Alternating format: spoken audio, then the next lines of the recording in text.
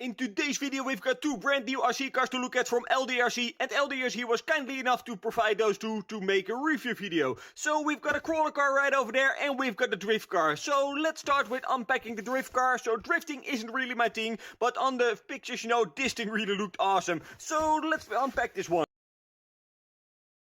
And here is the first car, guys. What do you think of it? Well, appearance-wise, this thing is awesome. So we've got a full metal body and a lot of details. We've got still some details to add, you know. We've got some mirrors sitting right over there. We've got some wipers, some door handles as well. But just look at this Porsche, man. The paint job on this is just awesome. And just look at the wheel fin right over there, guys. I am totally in love with the appearance of this car, you know. So obviously this one came in a very nice pouch and I really like those small details. And the controller, guys, I am not a very big fan of those things. You know, it feels a bit plasticky. It's not very sturdy in my opinion. Just look at this. And yeah, it's just too bulky in my opinion. But you know, it does the job. It is capable of one-hand steering. So yeah, it is what it is. So let's turn on the power of this car and let's put in some batteries in the transmitter and see what it does.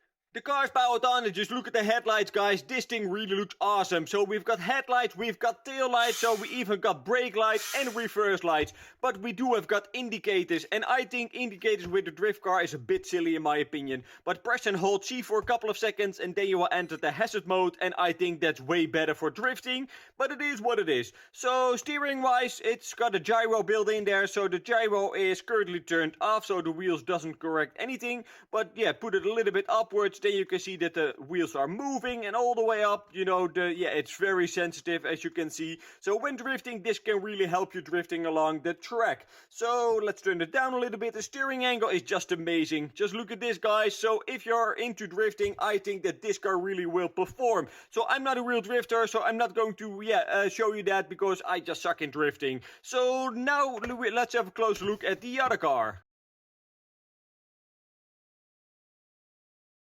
And here's the other car, guys. What do you think of it? Well, appearance-wise, I am totally in love with it, you know. I really like the black and red colors, you know. And this is more like a rock bouncer, and I really like rock bouncers as well. So, thumbs up for that. So, one thing what is pretty annoying. So, this is the battery, and I had to undo a screw right over there to get the battery out of there. But, you know, the latch itself, it just stays in place without a screw. So, why put in a screw there if you don't need to use the screw? So, that's a bit annoying, but it is what it is. Oh, and another thing, the provided screwdriver didn't work with that screw as well, so you had to use another one. But yeah, that's just a small thing. But just look at here, guys. We've got two little figures sitting right over there, and just look at their heads. So the heads are bouncing around, and that's just a very small detail, and I really like that. So yeah, quality wise, this thing feels a bit cheapy in my opinion, but feeling cheapy, it's still well built, I think. So that's, you know, it's okay. I'm not sure what you will pay for these cars, you know. I think it will be around 50 bucks or something, you know. And for the price point already, I think that's a pretty good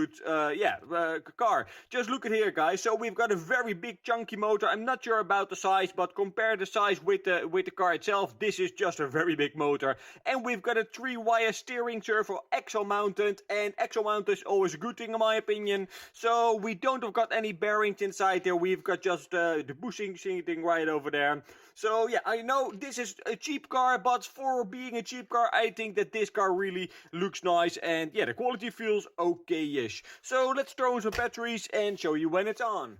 When installing the battery, I noticed that we've got an on-off switch sitting right over there, and just look at those loose wires, guys. So the contacts are very exposed, and I think that the wires can easily snap off, so be careful when installing the battery. So the connector itself, yeah, it really doesn't quite fit in the battery tray, and yeah, it really, I don't like this design, but it is what it is. So the car's powered on. We do have got some headlights, so the steering servo, we've got plenty of speed as you can see, and power wise, we've got plenty of power as well. And the steering angle, yeah, the steering angle is just bad. Just look at this, guys. The steering angle is just, yeah, I don't like it at all. And we don't have got any adjustment of the steering angle, only the trim. So yeah, that's not great. So power-wise, full throttle.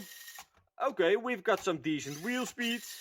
And we've got forward brake reversed, and that's okay-ish, but it is, yeah. So low modulation, and do we have any modulation? Yeah, so this is the slowest that we can go, and that's okay. And power-wise, when it's hitting an obstacle, well, you can work the throttle stick, and it does a pretty good job. So for now, let's go outside and see what this car can do. So guys, this is the first obstacle that we are going to do, so I'm not going to do all obstacles which I normally do, because I just wanted to make a short video about these two cars.